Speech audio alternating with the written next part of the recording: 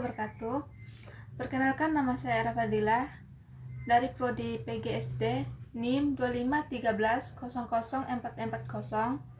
Di sini saya akan mempresentasikan tentang akhlak dan adab terhadap orang tua.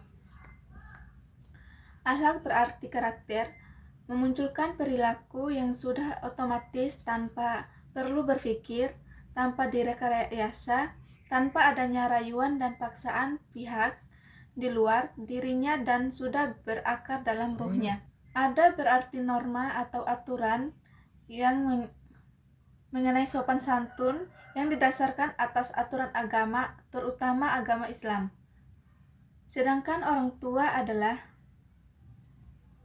orang yang lebih tua dari kita, yang telah merawat, membesarkan, dan mendidik kita sejak masih di dalam kandungan hingga dewasa. Ada berarti norma atau aturan, dan dalam kosakata bahasa Arab, kata adab berasal dari kata tasrifah adab dubu, yang berarti mengandung atau mengajak. Dinamakan adab karena ia mengajak manusia kepada perbuatan terpuji dan mencegah dari perbuatan yang keji dan mungkar. Selanjutnya saya mengambil dalil dari surah An-Nisa ayat 36 yang artinya, sembahlah Allah dan janganlah kamu mempersekutukannya dengan sesuatu pun, dan berbuat baiklah kepada kedua orang tua, ibu, bapak, karib, kerabat, anak-anak yatim, orang-orang miskin, tetangga yang dekat dan tetangga yang jauh, teman sejawat, ibnu sabil, dan hamba sahayamu. Sesungguhnya Allah tidak menyukai orang-orang yang sombong dan membangga-banggakan dirinya. Quran An-Nisa ayat 36. Allah juga mengajarkan manusia supaya berbuat baik kepada orang tua, karena Allah telah menjadikan orang tua sebagai sarana mengeluarkan kamu dari tiada menjadi ada. Banyak ayat Allah yang menyertakan tentang beribadah kepadanya, dengan secara khusus berbuat baik kepada orang tua. Allah berfirman, hendaklah kamu bersyukur kepadaku dan kepada kedua orang tuamu.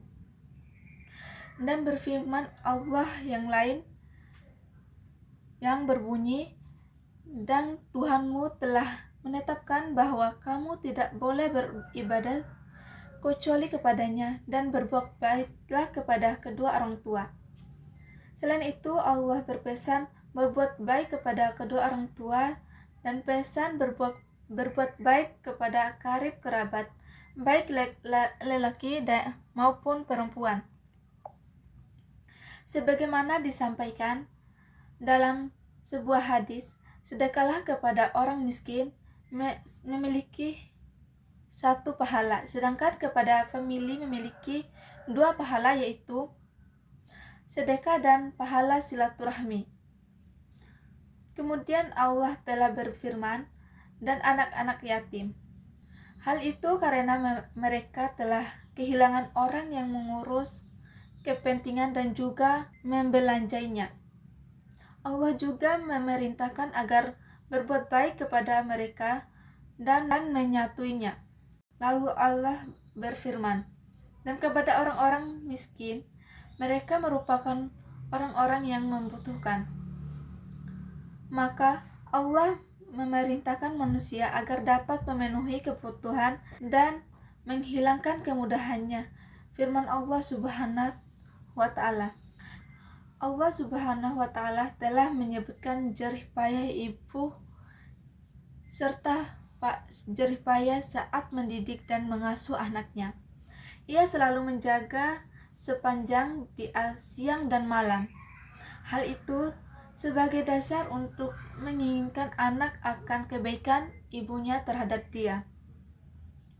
Sebagaimana disebutkan dalam ayat lain yang artinya, dan rendahkanlah dirimu terhadap mereka berdua dengan penuh kesayangan dan mendidik aku walau kecil. Quran Al-Isra ayat 24.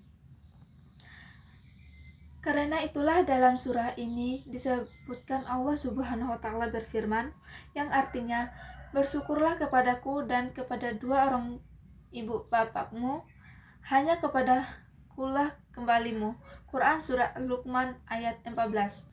Ayat di atas juga menyampaikan betapa pentingnya ibu kandung memberi perhatian yang cukup kepada anaknya, khususnya pada masa depan pertumbuhan dan perkembangan anaknya.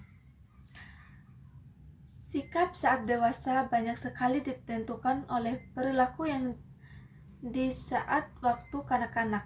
Oleh karena itu, tidak tepat membiarkan mereka hidup terlepas dari ibu bapak kandungnya. Betapa apapun banyak kasih sayang yang dapat diberikan orang lain, tetap saja kasih sayang ibu bapak masih sangat dibutuhkan.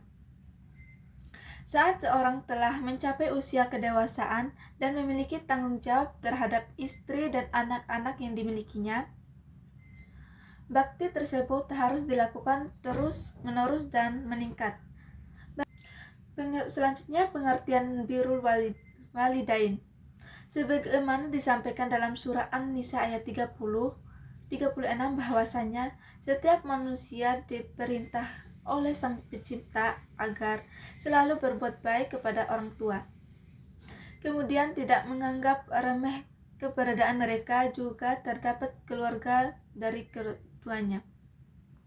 Selain itu, adanya larangan berperilaku sombong terhadap apa yang dimilikinya, karena apa yang kita lakukan tidak terlepas dari jasa dan kerja keras kedua orang tua yang diizinkan oleh Allah Subhanahu wa taala.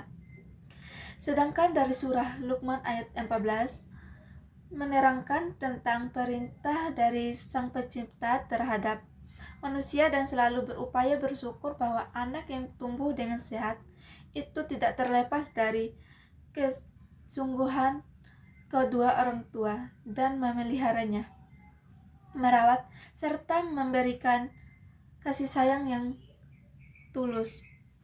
Anak menjadi tumbuh dewasa dengan pertumbuhan yang sempurna, maka menjadi suatu kewajiban bagi anak yang ketika kedua orang tua telah lanjut usia, maka anak berperan dalam merawat kedua orang tua dengan tulus ikhlas sebagai timbal balik kebaikan anak kepada kedua orang tua, walaupun pengorbanan orang tua tak tergantikan. Jenis-jenis adab terhadap orang tua yang pertama yaitu patuh terhadap perintah orang tua. Kedua, tidak berkata kasar kepada orang tua. Ketiga, berusaha menyenangkan hati orang tua. Dan yang terakhir, selalu mendoakan orang tua. Sekian presentasi dari saya. Wassalamualaikum warahmatullahi wabarakatuh.